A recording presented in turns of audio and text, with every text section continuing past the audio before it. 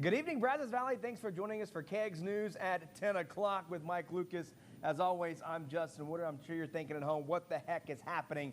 This isn't Aggie Sports Overtime, but it's also not your typical broadcast either, because it's a football special filled with everything from early National Signing Day today to state championship previews. Yeah, call me crazy, Justin, but I'd argue today might be the busiest football day we've ever had in our 3 years here. We'll get to all the state championship previews in just a minute, but we have to start tonight with Jimbo Fisher and company doing something that's never been done at Texas A&M before. Take a look at this. The #1 rated recruiting class in the entire country right now belongs to the Aggies. Jimbo Fisher promised a historic class before the LSU game, and boy, did he deliver. No doubt about it. According to the 247 Sports Class rankings, the Aggies are just 7 points behind Alabama. No, not right now. They're above them. No, they're only behind them for the single highest graded recruiting class ever, and the Ags are still in the hunt for numerous five-star prospects who haven't even signed yet. So they ain't done yet. They ain't done. Let's worry about the guys who have signed, though. We'll focus on the other guys who haven't later. At the top of the Aggie 2022 class is a trio of five-star prospects and defensive linemen, Walter Nolan and Gabriel Brownlow-Dindy, and cornerback Connor Wigman. Unbelievable. The Aggies also landed commitments today from four-star prospects Anthony Lucas and Ine White. That'll boost the defensive side of the ball, more specifically the D-line. Jimbo Fisher hammering home that the trenches win ball games in the SEC with this recruiting class. Beaumont star safety Bryce Anderson, also a big-time addition. While we're on the topic of elite talent, let's take a look at this class as a whole. Jimbo reeled in 14 of the top 100 players in the 247 rankings already, and another top 10 recruit has committed, but he just hasn't signed yet. Digging into the numbers even more, the Ags signed the #1 ranked player from 4 different states, and they locked up 5 players who are considered top 3 nationally at their respective positions. All in all, this historic recruiting class, on top of what Coach Fisher and company have done the past couple years, sets up the Aggies in great position to go win a national championship. We'll find out how they play. At the end of the day, they're on paper. We got to go play and do what we got to do. So I'll reserve that comment. I always say it like young hunting dogs, man. Huh? They're all great. Now all got a great pedigree. Now, can they hunt? We got to go find out and see them hunt. Listen, competition's what it's about. You want to be deep everywhere. Listen, you want competition. You want to be able to come to practice, and here's what you want your team. When I come to practice, if I ain't ready, somebody's going to take my job. That's when you're good. That's when you play real good. When they're scared not to play hard because somebody's ready to take their job, that's on all the great teams I've had, that's what it's been. One member of the Aggies class we haven't talked about yet is Lexington's Jared Kerr. The superstar safety turned down offers from virtually every Power 5 school in America to stay close to home and play for Jimbo Fisher. The top 300 national recruit has dreams of playing in the NFL one day, and he felt the Aggies gave him the best chance to reach the next level. Both safeties this year could declare for the draft if they wanted to, so me looking at that's obviously a good sign. Our class that we have coming in is just insane, and the relationship I built with the rest of the class and the staff just felt like another home to me. Bummer we didn't get to see him a lot this year with the hurt back, but he's ready to go, right? He told me today he'll be healthy and cleared in January, and he's going to roll in the spring, so we'll see him at spring practice. Okay, now if A&M signs Denver Harris, who they're expected to, right, and any other one player, just one more, they'll have the best recruiting class in the history of college football. As Jimbo Fisher says. Wow. We ain't done yet. All right, now let's get to our other Brazos Valley products, because a ton of talent is set to play big-time Division I ball next year. 8. Not 5, not 6, not 7, but 8 local stars put ink to paper today, solidifying their commitment to play football on the next level. Yeah, let's start in Bryan. 3-star edge rusher Nick Carraway is headed to Purdue to play in the Big Ten. The Vikings' first ever high school All-American finished his senior campaign with over 150 tackles, 9 sacks, and 5 forced fumbles. Carraway could not resist joining a Boilermakers program that has produced some elite pass rushers over the years. Around sophomore year, that's when I started taking it seriously, and just happened. I worked my butt off, I grinded, and it just happened now. It's a blessing. They kept it real with me. They were 100 about all their words. They took me up to official. Most schools want to take me up to official, and I took it, and it was a blessing. It was home. Caraway isn't the only Bryan Viking who will play Division I ball next year. Ball hawking safety Dwayne Ballhill signing with Lamar, and he'll face off against Sam Houston in the WAC over the next few seasons. Ballhill played both sides of the ball for Bryan, but his focus at Lamar will be on becoming a lockdown member of their secondary. All this work and hard work I put in, it finally came true. And I'm happy that my parents don't have to pay for my school. So, you know, I'm making them proud. You know, it's just a dream come true. It's kind of hard to believe, but I made it, you know. He's a great interview, man. I tell you what. Now, Paul Hill isn't the only standout headed to Beaumont. Normandy's Isaiah Jones is taking his talents to Lamar as well, and it should be able to help out a Cardinals receiving corps that finished near the bottom of the league this season. The 2022 long jump state champion, Jones had interest from a numerous plethora of big high-profile schools, but he felt like Lamar was the best place for him to go put on a show. I mean, it kind of feels unreal, you know, like you said, dreaming about it, thinking about it in the mornings. Hey, I want to do this. I want to play college football. But, you know, actually having it happen, it's like, feels like you overcome a big thing in life, and that's what I feel like I did. Let's head out to Hearn now, where Anthony Jackson signed on the dotted line to become the newest member of the Stephen F. Austin Lumberjacks. The District 12 2A D1 defensive MVP is a menace on the D-line, and he fits exactly into the system SFA coach Kobe Carthel likes to run. When I went down, it felt like home, and like the people around feel like my old homeboys I was with, and like it just felt like a vibe that I can succeed in. We stay with the big guys up front, but go over to the offensive line. A&M Consolidated standout and three-star prospect Rhett Larson is heading up to the DFW Metroplex after signing with SMU. Despite head coach Sonny Dykes leaving for TCU a couple weeks ago, Larson is excited about new head man Rhett Lashley taking over the Mustangs program, and he cannot wait to pony up. I love the school, great education, but then the staff that made me feel like family and made my family feel like family. So that was a big reason to stay. It's always been a dream. I know it's going to be a challenge, but I'm ready to work for it.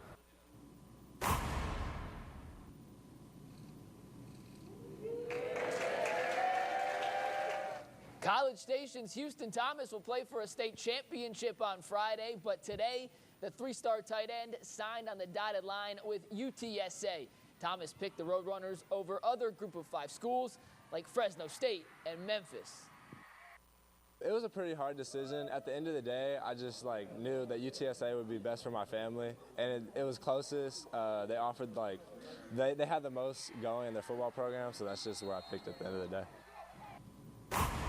Last but not least, Huntsville star quarterback A.J. Wilson is headed to Houston Baptist. The senior led the Hornets to the 4th round of the playoffs last year, and he has scored over 40 career touchdowns for head coach Rodney Southern and the Hornets. Talk about dual threat. He can take off in a hurry. Just be careful, defenses. We warned you already. Super athlete, really good basketball player, too. So, okay, what a wild signing day it was. Again, the Aggies #1 in the nation so far on the recruiting trail. But hey, we got other football to talk about, brother. We got not one, but 2 state championship games to preview. So keep it here. We're going to go to Bob French, and when we come back, it's more football. We'll be right back.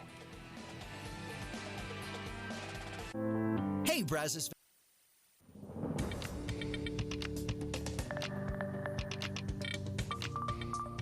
Good evening, everyone. Another unseasonably warm day in the Brazos Valley, or maybe should I say unreasonably warm day. Look at the high, 83 degrees. Wasn't quite up to our record high, but it was 20 degrees above average.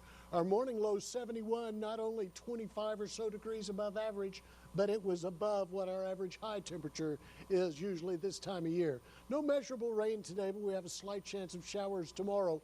The warmth stays with us as high pressure continues right now along the Gulf Coast. However, we've got one upper-level disturbance that'll move across the plains and bring a front into North Texas tomorrow. That front will stall out before it gets to us, but a second disturbance will move across over the weekend, bringing a front on down into the Brazos Valley and the Gulf Coast. But at the same time, an upper-level disturbance approaching from the west will cause moisture to overrun that colder air. So that'll give us the cooler weather and continued wet weather, it looks like, over the weekend. Right now, the cold front is located up in the Panhandle, and we are looking for that front to move southward over the next 24 hours before stalling tomorrow evening over North Texas, and then maybe working back to the north as a warm front just a little bit on Friday, and then Friday evening becoming a cold front once again and moving southward through the Brazos Valley Friday night into early Saturday morning. There will be a chance of thunderstorms along with the front, and as overrunning develops, we'll see rain continuing behind the front, although North Texas should clear out. Here in the Brazos Valley, we're likely to see mostly cloudy skies with a chance of rain continuing. 20 to 30% for tomorrow with the high temperature near 80 degrees. Looking at a 20% chance of showers on Friday with the high near 80. And then a big tumble in temperatures with lows dropping into the 50s on Saturday, lows in the 40s with highs only in the 50s Sunday and Monday. And the first peak at Christmas next Saturday, looking at warm and partly cloudy weather. Welcome back into our state championship preview show. Since we have been here at KAGS around middle of 2018, no Brazos Valley team has won a state championship. Now, Franklin came oh so close last year, but close only counts like when you're trying to beat me in NCAA or cornhole, which never happened, so you know how to take the L too. We're already over it. Stick to the script. He's meant to say horseshoes. The last local team to win it all was College Station back in 2017, and the Cougars are headed back to Jerry World this year with the hopes of ending the Brazos Valley's drought. Let's take you back to that 2017 state championship game now. The Cougars were in Class 5A D2 at the time, taking on Aledo, the defending state champions. College Station had only been playing football for a few years at that point, but the inexperience, not an issue. No, you see number 27, Day-Day Anderson. He ran for 100 yards and a touchdown, and the Cougars defense shut down the high-powered Bearcats offense, clinching the Cougars' first ever state championship. Now, head coach Steve Huff is still on the sidelines for C-Stat, but he isn't the only Cougar making his return to AT&T Stadium. Right when that last play happened, I went and I hugged my family and we cried and stuff. But after all that, it was like, got to get one of these when I'm in high school. The seniors and stuff probably didn't even know we were there, but we enjoyed watching the game, and we wanted to do that when we got to the chance. And now that we're seniors, there's middle school kids that are going to be in the stands, and they're going to look up to us and try to be the next class to do it. You just heard quarterback Jet Huff say it. He always dreamed of playing on this stage, and on Friday night, he'll get that opportunity. It's been 5 years too long since he's been on that field at AT&T Stadium. Huff was a ball boy on the 2017 title team along with Jackson Edwards. Edwards just made that tackle there. He's a junior on the Cougs, but beyond just those two, the state championship game is the culmination of nearly a decade's worth of hard work, commitment, and winning habits. Seen many pictures of those two, behind goalposts, catching PATs or field goals, and on the sidelines, and playing catch before games and stuff. It seems like it's been years ago, but here we are again. This is what we've worked for the entire career of high school. This is what we've dreamed of since we knew we were going to play. We embrace it and take in the moments, but at the same time, he tells us we got to lock in and really commit to this, because this is the state championship game. Football is family, and that saying takes on an even deeper meaning with the Cougars. We all know that starting quarterback Jet and his dad coach. They're dad and son, quarterback and head coach. But that connection is not the only one of the team. Starting safety Kyle Walsh's uncle is also Kyle Walsh, C-Stat's offensive line coach, and linebacker Jackson Edwards' father Brian is a special teams coordinator. So that's 3 connections, but the family ties in this locker room go well beyond the actual bloodlines. Everything we've ever worked for is to get to this point, and I'm so glad I get to experience it with him on the sideline. These kids, they like each other. They've been with us a long time, and I think that makes a big difference in when you approach games and approach the season. And I've said it all year, these kids, I think they love each other. I think they play for each other. I think that means a lot.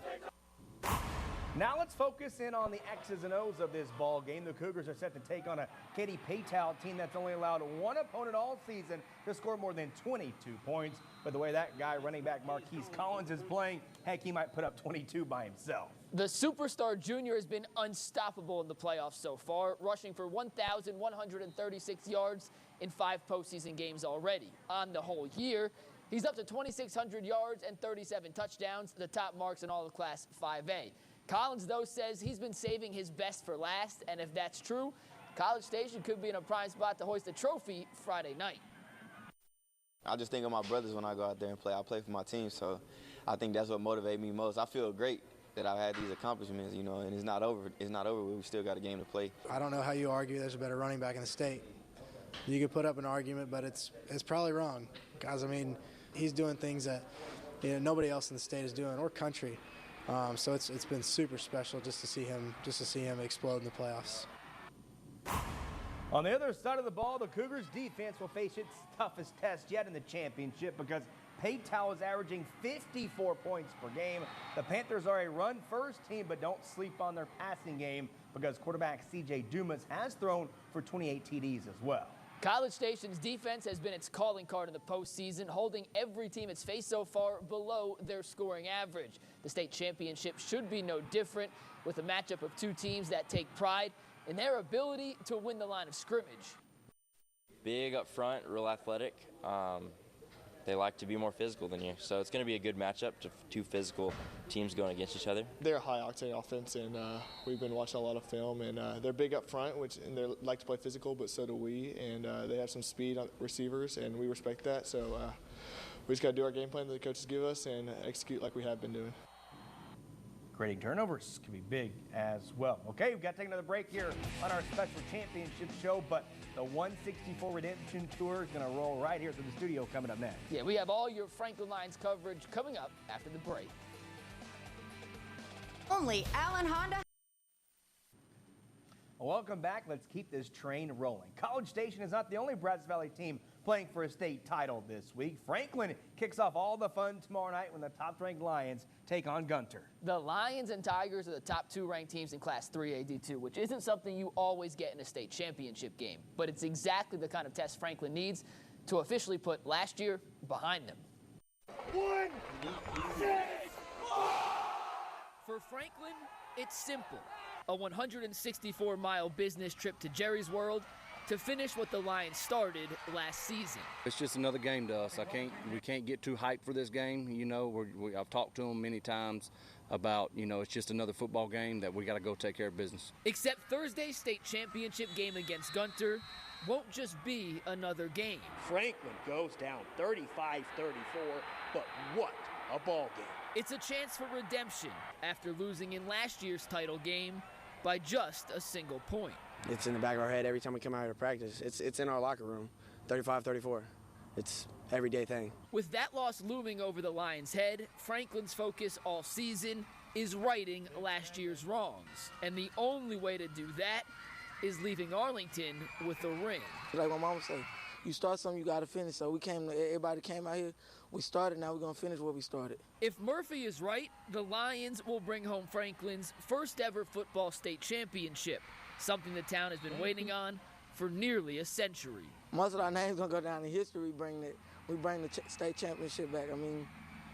We work for it, so why not? If the Lions are going to win it all, they're going to have to play their best ball game of the season Thursday night because this matchup really looks like it's going to be a heavyweight showdown featuring 2 of the top 3 scoring offenses in all of Class 3A D2 plus the top 2 scoring defenses. While the Lions run the slot T on offense, the Tigers run a pistol option playbook that Coach Fannin says resembles a little bit of what Wascom did in the state semifinals. The Wildcats did give Franklin some trouble, but it also gave the Lions some experience stopping that kind of attack. They run that pistol offense very well. We're going to have to be very disciplined on the defensive side of the ball. It's assignment football. If we can just do our job over and over and over again and focus on their particular job, we'll be okay. We go against our offense every day. I feel like our defense play hard in our defense, so they're going to have to switch up their offense, I feel like. Now, one of the best parts about having a local team heading to the state championships, well, It's going to be a ghost town tomorrow in Franklin.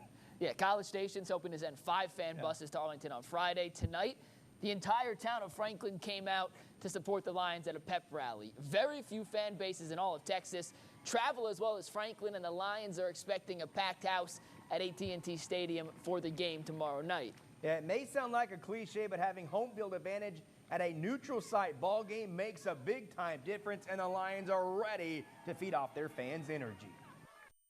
This town and this community has backed this football program, you know, the best as I could ever known, you know, and I give a lot of our success this year to this community.